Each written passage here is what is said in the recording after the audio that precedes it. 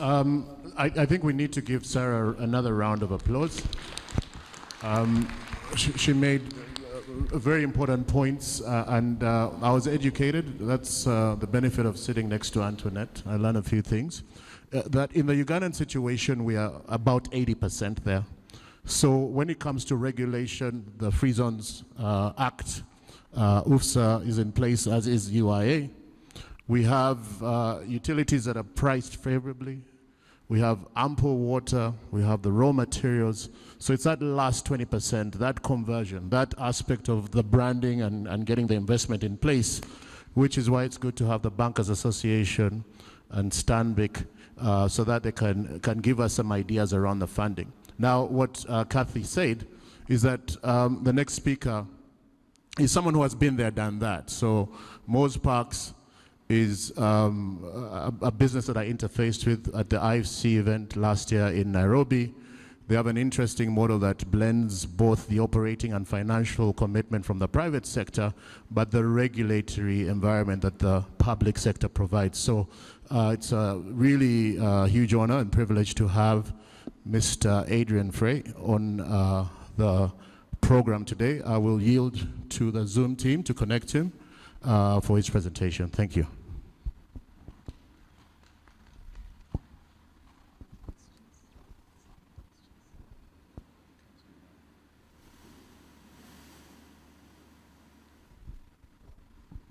Yeah, good morning. Can you hear me? Yes. Yes, good morning, sir. After you have seen my face and greeted Mozambique, I think I will switch off the video because we don't work on a very good bandwidth here.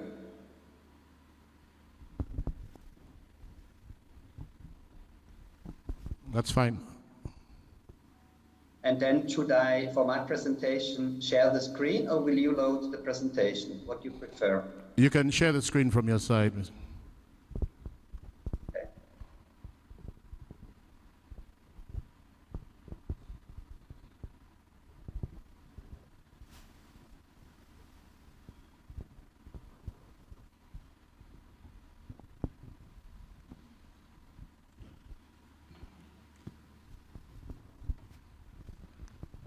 Okay, can you see it?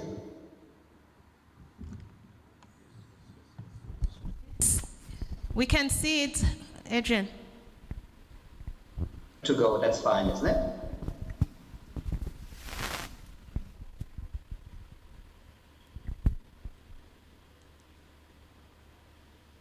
So if you don't hear me well enough, then just please let me know. I'm also having another internet provider here. I can then switch over.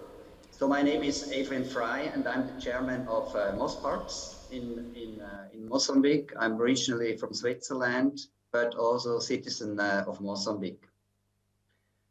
That's just some pictures. Visualize you. We are owning and operating in the south of Mozambique called Beluluan. It currently has 50 companies. Internships program. We have done now over 1,000 young people and offered them internships in over 100 companies, also outside the park, and more than 50% have received permanent employment. Then a specialty of us is to also engage in sport. And we see sport as a beautiful tool to meet young people, also to identify leadership potential, develop entrepreneurship models, and also do networking. So we are a public government with 40%. It's the Ministry of Industry and Commerce and the regulator, APX, and then private sector investors, actually from Switzerland, that have 60% of the shares. And then we have three years, which is a rather unusual structure. The government has asked us to develop special economic zones and industrial parks all over Mozambique, and that's the journey, and I will talk today to you about it. Beluluan is our, as I said, anchor project. It has 700 hectares. Currently, we have developed around half of it. we have created 7,000 jobs, as I said. 10 million have been invested by us, and $3 billion have been invested by the partner companies. It's very, I think, interesting, the ratio. We're very proud about it, to see what you can do with $10 million. Huh? You can create 7,000 jobs and you can attract investment of $3 billion. Then we have started another park project, which is called Topuito, which is in the north of Mozambique around a heavy sand miner. It's actually one of the biggest heavy sand miners in the world. And it's in a very rural area with no industrial activity around it. Kenmare is listed in London, and the company create more impact, and they've asked us to develop a supplier park around them. Then we did that within 1 year. So the whole phase that Sarah described, investment policy, definitions and implementation, it took us 1 year. And now the World Bank, with a facility called Pledge, will come with additional 5 million, mainly to support SME developments. And we then want to have a strong focus on agri-value chain in a second phase. So the first phase is to attract the suppliers from this heavy sand miner. They have about 200 suppliers. We target about, let's say, 40 out of them. And then the rest will be agro-value chain with a strong link to the catering company. Kenmare serves 4,500 meals every day, and all this food comes from South Africa in frozen trucks. And we like to break into this value chain and create more local production, and then support the whole processing, storage, also certification, like Mr. Alina mentioned, certification. And then through that, basically drive job creation. In a third phase, these parks will then reach out to other markets. Other markets meaning markets in the region. There is, for example, a beer factory in the provincial capital there, and they need cassava, dried cassava for their beer. So that's the additional value chains one can develop once we are off the ground with the suppliers and the agro/catering value chain. An additional partner here is the government of the province of Nampula.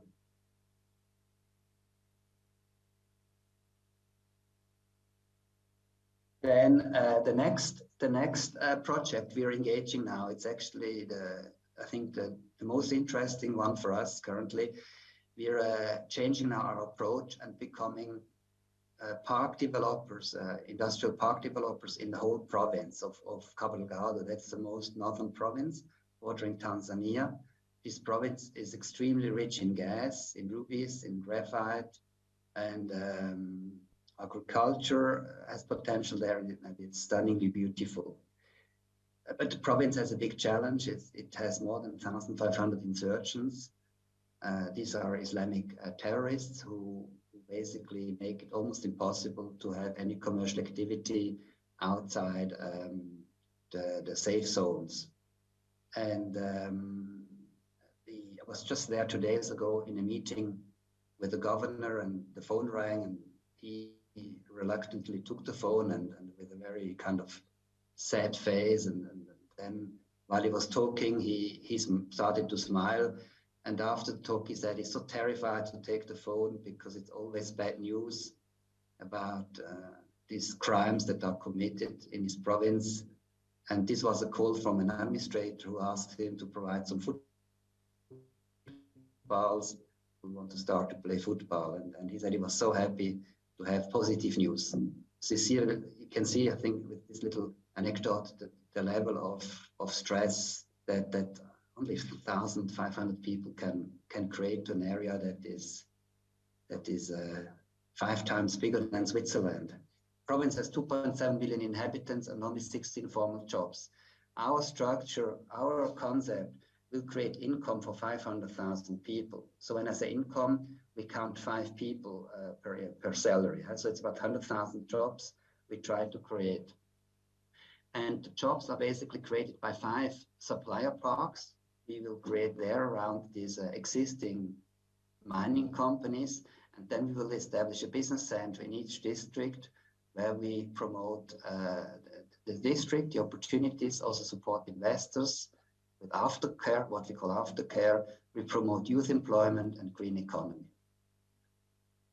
So these 5 parks around the gas industry, the ruby mine industry, the graphite industry, and there you can see a big difference in our approach, in our learning in Mozambique to the one I think that Mr. presented for Uganda, which with a very strong export focus. We also have an export focus, of course. Our mining companies are export focused, but they basically can't do a local beneficiation. And where we see the opportunity is to bring suppliers to the area and then grow that eventually into proper industrial parks. But we have a much more in-country focus than I think Uganda presented. In all these learnings, we then developed what we call the Mozambican way. The Mozambican way is basically where we stand today. It's a journey, it's not the finished product, but we are demand-driven. That's very essential. So we will never start the park just out of a, let's say, governmental wish list. This happened in Mozambique. So we made, of course, many mistakes in Mozambique. So we thought, yeah, this is a poor area, so let's create a free zone there and things will flourish, and it never happened. Not even one investor was attracted to these kind of parks. So demand-driven, and then we will be decentralized just because that's the Mozambican reality. We have 50 projects over $500 million investments in Mozambique, mainly around the mining, the resource industry. And all these projects can be supported by supply parks. And that's a huge, I would say, job creation and entrepreneurship opportunity that has in the past not been explored. And that's where we see the entry point. That's where we get excited about. So just again, to repeat it, we currently don't get excited about the export opportunity in the industrial space. We get excited about the supplier opportunity and then to create out industries around the supplier value chain. Agro-processing is high on our demand, on our opportunity list as well as I described. Then the construction market will follow. That's a market that is linked to supply, but then can also grow out of it to produce construction material. We had a very interesting learning that these parks become hubs for other development. I mentioned sport, training is one of them, entrepreneurship opportunities, youth employment especially, and where we then also engage with NGOs, with donor agencies to develop these value chains. So our parks more and more also hosting NGOs that then reach outside the park, and park becomes basically an economic development zone. We in Mozambique have made very good experience with public-private. It creates a lot of happiness and learning for us. We also believe that the asset should be owned by government, and our role of most parks will be the role of an operator. Financing has shown to be quite easy. The anchors, they like the program. So the ruby mine, the graphite mine, they love this idea of having a supplier park. It serves also their interests of impact, of corporate social responsibility. Often they're listed at a stock exchange and they have to show performance towards their shareholders. I think the world is changing, and more these companies become drivers of sustainable development, and we want to take advantage of this.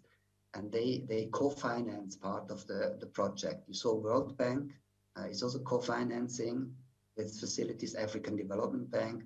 So I think there is a lot of money around, even kind of cheap money that can be assessed if the business model is right. We, of course, believe in the eco-park model, call it green zones, the sustainable parks. but it's all about the same. It's about the drive to reduce carbon emissions, to develop green economy. This is solar, it's mangrove restoration, we do a lot. It's smart agriculture, it's biofuel. We have a lot of innovation in the biofuel sector. But what the Europeans and the Americans always forget when they speak about eco park and green parks is the social element. And I think in Mozambique, this is for us even more important. So what I want to say with this is that by doing an eco park, we need to create jobs, we need to create youth employment, we need to support training and entrepreneurship. And that's very much part of an eco park by definition. And I think whenever we engage with Europeans who have a very green focus, we should mention that.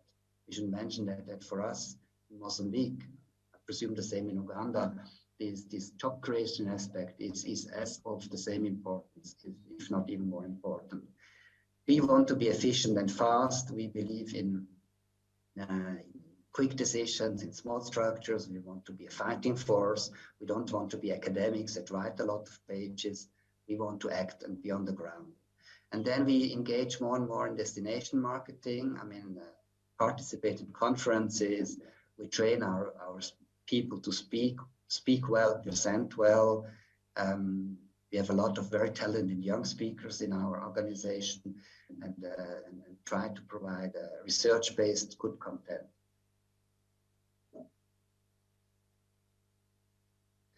So this is just the park model. I will not spend a lot of time on this. When you want to have more details about our planning, just request it from us, and I'm happy to connect you with our architects who can then better explain what we're doing. But it's a mixed-use development, so we're not specialized in one area. Even we are a supplier park.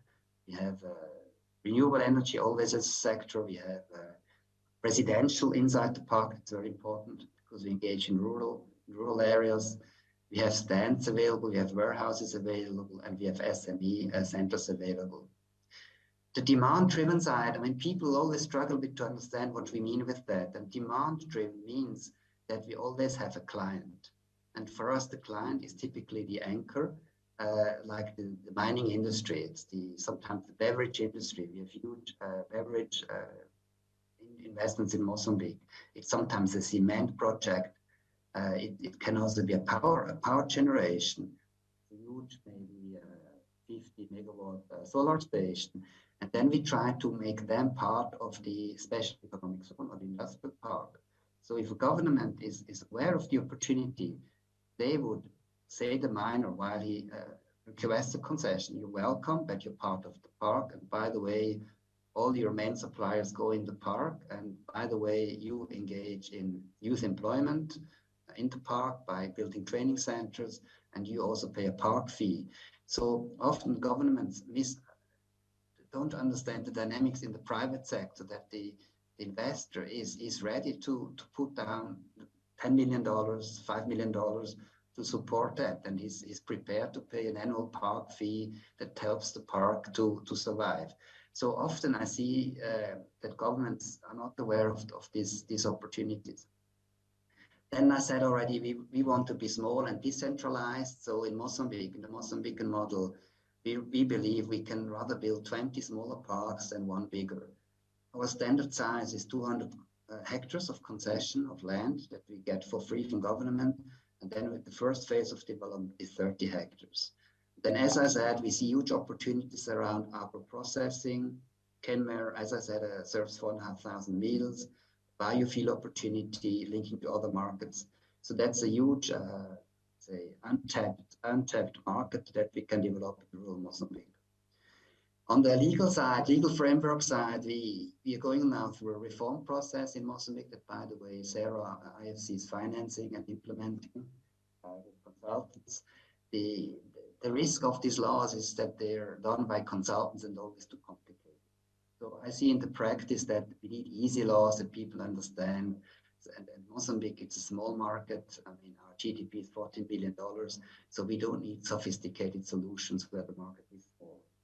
Then we also like to lobby that the benefits, the incentives should be also inward looking. So whoever is in the park and we speak about rural industrial development, should have incentives and not the criteria whether it's an exporter or not exporter. So that's for us kind of a relevant criteria for to motivate the companies, the suppliers to be there. We also see that the suppliers always ask for incentives. It's in their heads. So I think incentives should be simple. They shouldn't be too big. Sarah said that very well as well, but they should be there. Then the impact, I mean, we're really impressed by the impact. I mean, we're currently having 10,000 people working in both parks, directly employed. The current impact is around 50,000 people with our calculation. And I think it's achievable to go to 100,000 people that can generate income through a park, special economic zone. And if we build 20 parks, I think, yeah, we can really create a massive impact of taking basically offering 2 million people income through that. As I said, we believe in the public-private partnership model. That's essential. So I would not engage in a private sector model. Then I think I said already, we made a beautiful learning about the hub potential. I mean, the Swiss joined, the Swiss call it, by the way, the best program in Mozambique. They support our internship program. And it's very cheap for them because we don't need to earn money on that. We engage with private sector very easily because these are all our friends. We are private sector guys. And we have the World Bank, we have Ireland helping, the USA, the Germans. Germans are very good for us. They're technically fit, they're very innovative, so I'm really happy with the Germans. Then the private sector as well. We have Total, Mosal, that's PHP built in Canberra. UNIDO, of course. UNIDO we see as a very, very important ally for us, not on the money side, but on the technical side. So just for us, it's a wonderful experience in Mozambique that we can do this together and share experience, share learning, and then really become an alliance between government, private sector, donors, and NGOs. The impact model, I think I just explained you a little bit. We calculate around $10 million for a park. Of course, it can be built with less. So our target now is to build 20 parks, $200 million. Again, I don't see the financing of this as a challenge. But if we now leave reality and go into the dream category and say we want a park in every district in Mozambique, these are around 200 districts, more or less. It would cost around $2 billion. So in the world of money, it's actually not a lot. So basically, with $2 billion, you could basically industrialize Mozambique with this supplier/agro model that we are developing. As I said already, we see the main financing coming through the anchors, but then also through the development partners, World Bank, African Development Bank, and also with government. Government, of course, will request the money from the World Bank. So we as a park can't do that now. So that's the role of government. I also mentioned destination marketing. I see a beautiful opportunity for us in Africa to go much more out to the markets and also present ourselves you're in Uganda. I mean, I have to speak you through online, but I would love to come to Uganda and visit Uganda. And I think we can make our nations, our beautiful nations, much more attractive for tourism and then also link it with investment, because we know from research that this is connected. And as I said, we're really participating in conferences, show Mozambique and its beauty and its potential. And destination marketing is a new big chapter in our to-do list. Then we have created a new company, which is called ASESA. That's the African Sustainable Economic Zone Alliance. It's a Mozambican initiative where we basically offer the services outside Mozambique with feasibility, strategy, implementation, and also operational support. And the focus of this ASESA will be in green economy, job creation, youth employment, entrepreneurship, and community development in supporting the core business model. We really feel that sustainability allows us to grow into this and really become innovative in Africa in developing our own solutions in these sustainability opportunities. That's it from Mozambique. Thank you.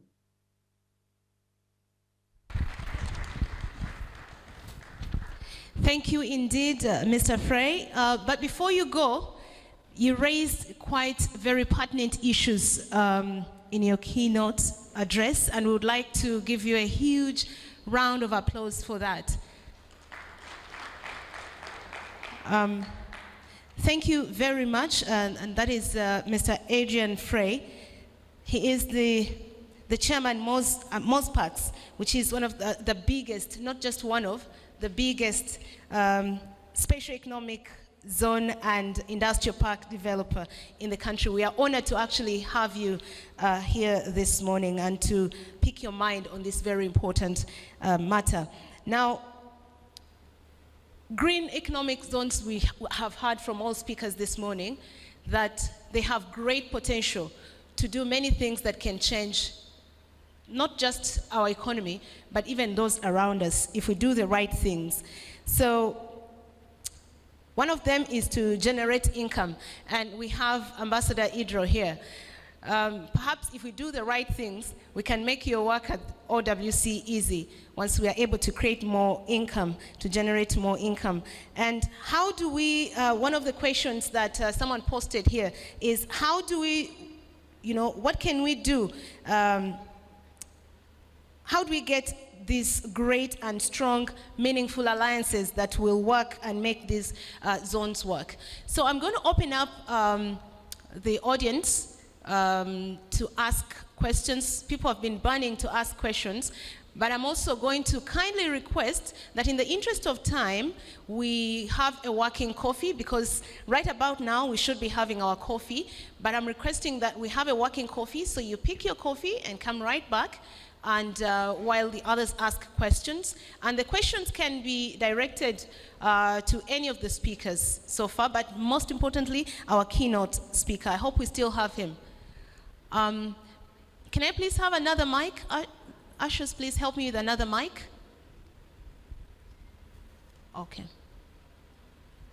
Please mention your brief question or comment, and also to whom you are directing it. If it is open, you still indicate that. Okay. We'll first, yes, I'm told he's still with us, so we'll need to first direct our first questions to the keynote speaker, because he'll have to go offline at some point. So let's first direct the first questions to the keynote speaker. Thank you. Thank you. David Bazwane, Trademark Africa. I'm curious, Mr. Frey, what has been the cross-cutting challenge you have faced in Mozambique when trying to operationalize these industrial zones, if I may say? Then another one to the UFZA CEO. You said that the economic zone is geographical. Now, for Uganda's case, are they clustered over the country, or you are going away from that and make sure that they're in one area like industrial zone as well? Thank you. Thank you very much, sir. And also, just to remind us, the hotel has been very kind to us and said our delegates should not be moving up and down. So the coffee is going to be served right where you are, ladies and gentlemen. Okay, thank you. Yes, can we take a few more questions before we proceed? Oh, there's another question right here. Sorry. Thank you, keynote speaker. That was excellent, and it's going to give us a lot of thinking in Uganda. But I want you to help me to understand where your biggest challenge was. Was it in convincing central government officials to understand you, or was it in convincing the local government officials to understand you, or was it challenging the technical and professionals in Mozambique to understand you, or was it with the private sector? Because all these are the people who will participate, and I am sure you found a lot of resistance from each one of them. And then secondly, who was most critical in supporting you? Again, was it the central government or local government or technical and professional officials, or was it the private sector? Because these are the key players in this sector. Thank you very much. Thank you, Ambassador Adrian. Do you have another question, or should we get these ones answered first? Okay.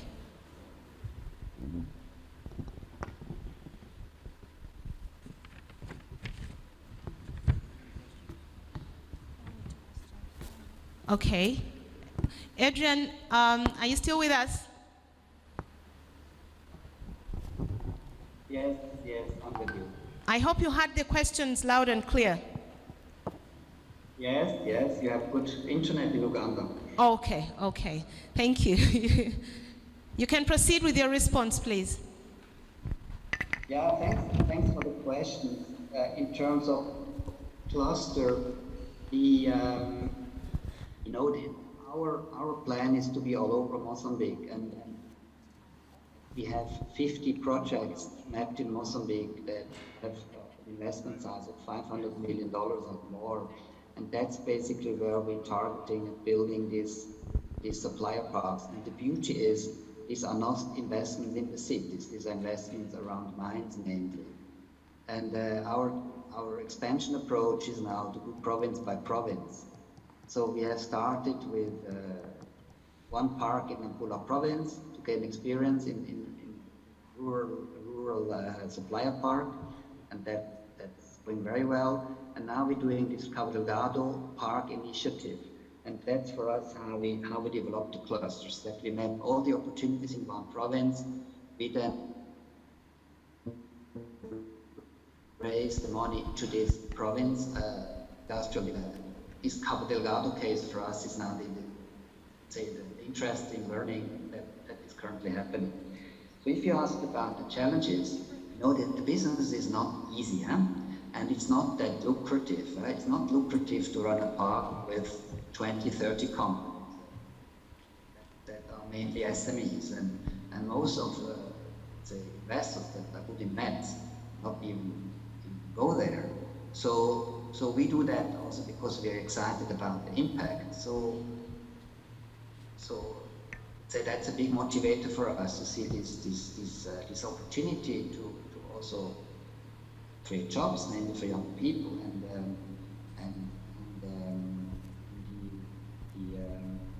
ask to share the video so you can see me. Then you tell me if it's getting too slow with the bandwidth.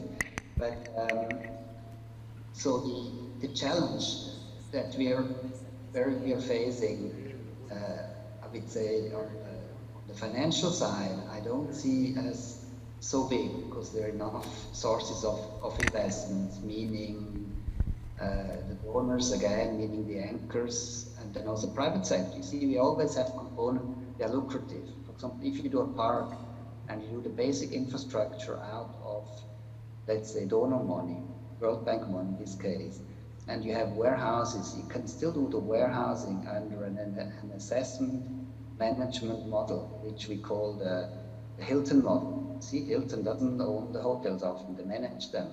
So if there is an investor, like a pension fund in Mozambique, who says, yeah, we like the return on investment on the warehousing, and we're building warehouses in these parks, this can be isolated from the overall investment, and then we manage that, park is managing that under the Hilton model as asset managers. So I don't see financing as the biggest challenge. It's a challenge because you have to have different partners, but it's achievable. Then the governmental support for us is crucial. I mean, this whole Cabo Delgado initiative started because the governor called us. The governor said, listen, we like what you did in south, around Maputo. Can you do the same in Cabo Delgado? And we said, of course, we like to do it. And I'm flying there every month, a week, just to try to understand the model and developing. And it's driven by a governor with a vision how to change Cabo Delgado from a war zone with 1,500 disturbed young people into opportunity of job creation and employment opportunities. So this is the big driver, and we do this. I think it was mentioned today at the conference already. It's a kind of all government approach where all the government is part of this discussion. The administrator, the community, they all need to to support the park. That's why sport is important for us, to show impact to the community through let's say, non-core activities. Internships is another example. So we see government as an essential driver, but of course government in the context of Mozambique could do more. So they could, for example, have an incentive structure that is more appealing through a new law. They could also engage more, let's say, with the World Bank to have it faster done. And, I mean, I think any government in the world can do more. And in Mozambique, I think we could double our speed if any government entity is aligned. And I think that's the challenge of our game, to reach out not only to the province, which I think we're doing quite well, but also to central levels, and then central levels in the Mozambique is Ministry of Industry and Commerce, Ministry of, let's say, Mining and Energy, Ministry of Agriculture, and then you need to involve the Prime Minister, the President. So it's a lot of lobby work for a small organization like ours. So this challenge on governmental acceptance, governmental knowledge, I think is one of the bigger challenges for us. And then the third challenge is, of course, the industry. See, the industry does not always hug you for your ideas. And when we went to this park, this Kenmare, this heavy sand park, the anchor really wanted the park, but the suppliers, of course, they don't want the park. They say, we want to fly in, we want to fly out. Our mechanic stays for a week to repair some equipment. And that's the business model we like. And we say, no. You need to have your mechanic there. Your mechanic employs young people, he trains them. And in 5-10 years, you have your own mechanics that are part of the community. When we opened our park there in rural Mozambique around this heavy sand miner, we needed a secretary and we couldn't find one. So we had to bring her from the capital, provincial capital, which is 6 hours on dirt road to get there. And it made me really sad that after 10 years of investment of this heavy sand miner, which is a best practice organization, we weren't able to find even one secretary. And that shows basically the challenges of private sector to engage, to own, to commit to sustainable development. Here in the case of youth training, youth employment opportunities. So I would say these are the three challenges.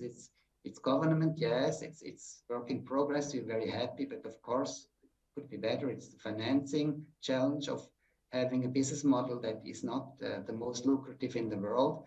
And we have to learn to blend it with private money, with governmental money and donor money. And then, of course, the industrial support. And there, the good news is that the anchors, the miners, they love our model. For them, it really comes at the right time. But the suppliers, they don't all hug us. Thank you.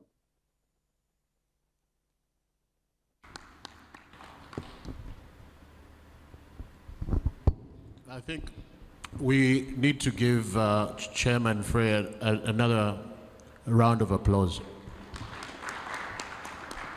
I think there's one question coming from Mr. Linda. He's going to address his question as well. But Mr. Frey, we hope to welcome you to Uganda at some point in person to look at the opportunities in our landscape, and perhaps at some point through the Free Zones Authority we can organize a team to come to Mozambique. Thank you again for your time and submission.